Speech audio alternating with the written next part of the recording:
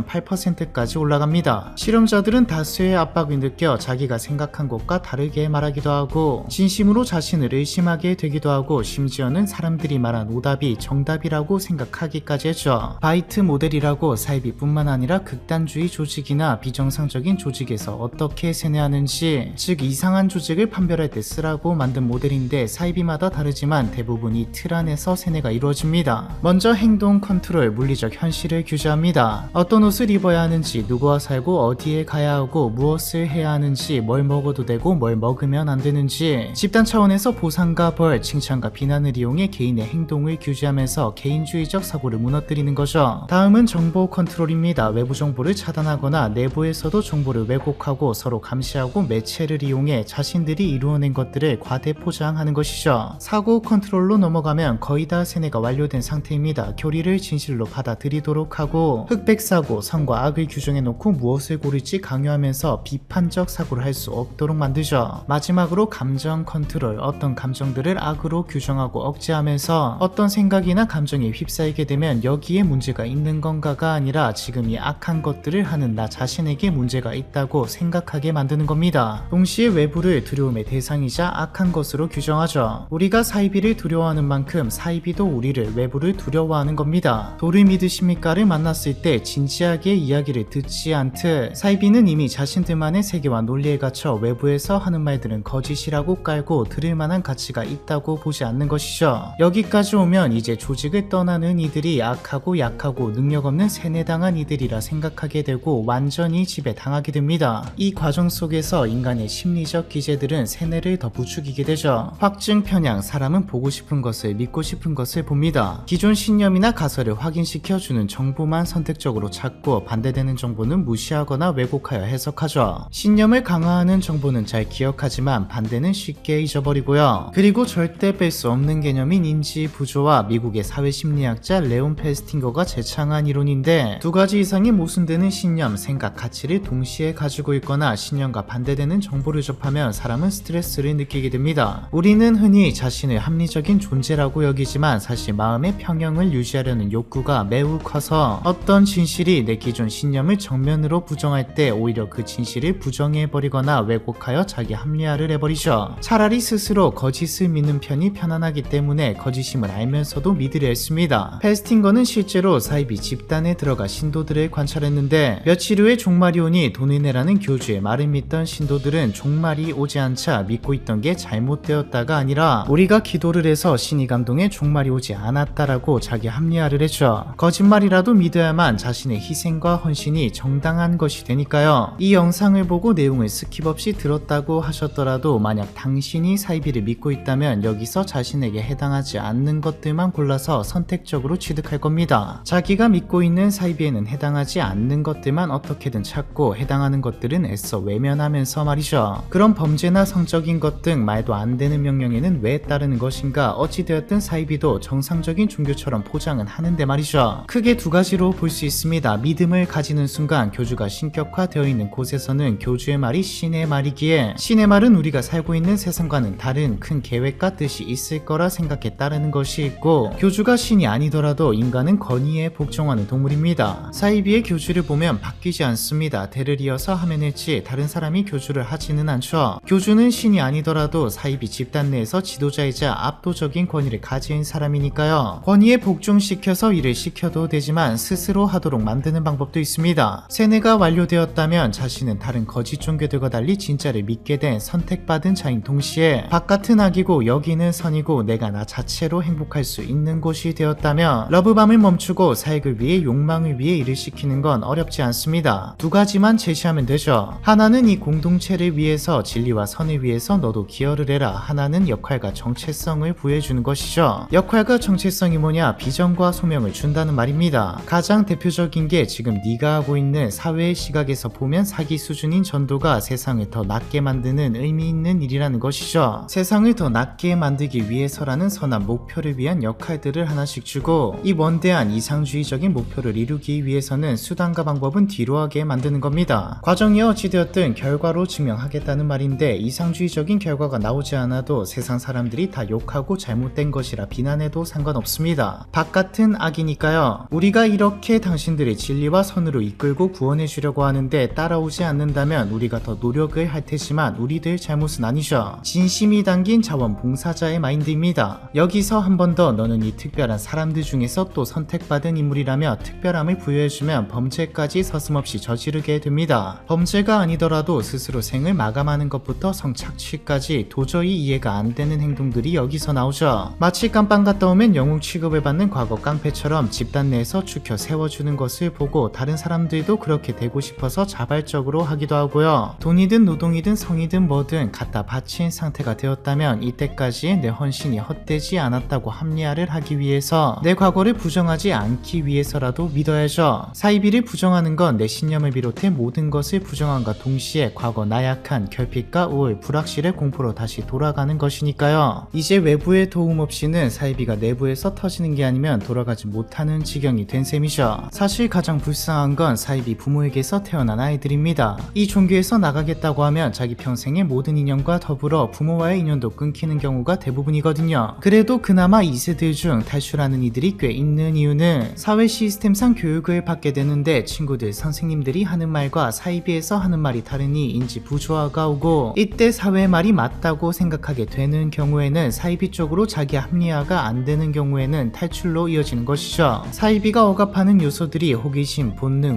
이런 것들인데 어린 나이에 이것들을 이겨내기란 쉽지 않고, 아이들은 세뇌 작업을 해도 마음이 약해져서 간 게 아니기 때문에 효과가 덜하거든요. 그럼 한번 빠진 사람들은 답이 없는 걸까요? 2세들의 사례에서 알 수 있는 게 있습니다. 일반적인 경우 주변 혹은 가족이 사이비에 빠지면 비난이나 논리적으로 혹은 화를 내며 밀어붙이려고 하는데, 우리는 앞서 나온 과정과 심리적 기제들을 봤으니 이게 안 먹힌다는 것을 알 수 있습니다. 2세들은 그냥 세상을 접하고 사회에서 말하는 걸 들어보니 더 이성적이고 논리적이며 근거가 있고, 사이비의 말과 달리 이들은 악도 아니며 다들 자신만의 고민을 안고 사는 개인들임을 보고 마음의 변화가 일어나서 나오게 된 것이죠. 결정적으로 교육이라는 것은 그 과정 속에서 비판적 사고를 하도록 만듭니다. 결국 탈출은 스스로 생각을 변화시켜야 하는 것이기에 감정과 편견을 버리고 객관적으로 합리적 의심을 가지도록 하는 게 가장 핵심이죠. 무엇보다 첫 번째는 사이비 외부에 대한 반감을 줄이는 게 우선이기에 더 넓은 세상과 정보를 자연스럽게 접할 수 있도록 논리나 비판보다 이해와 위로로 접근해야 합니다. 욕하고 비난할수록 더 행복과 사랑이 가득해 보이는 사이비 공동체에 의존하게 되니까요. 그럼 이해와 위로로 접근해서 넓은 세상과 정보를 보여주면 탈출시킬 수 있냐? 그럴 수도 있고 아닐 수도 있죠. 어차피 이게 아니면 방법이 없습니다. 사이비에서 배울 수 있는 확실한 방법이 있다면 한국의 세계의 사이비가 판치고 있지 않겠죠. 왜 사이비를 믿는가에 대한 이야기, 이번 편은 여기까지입니다.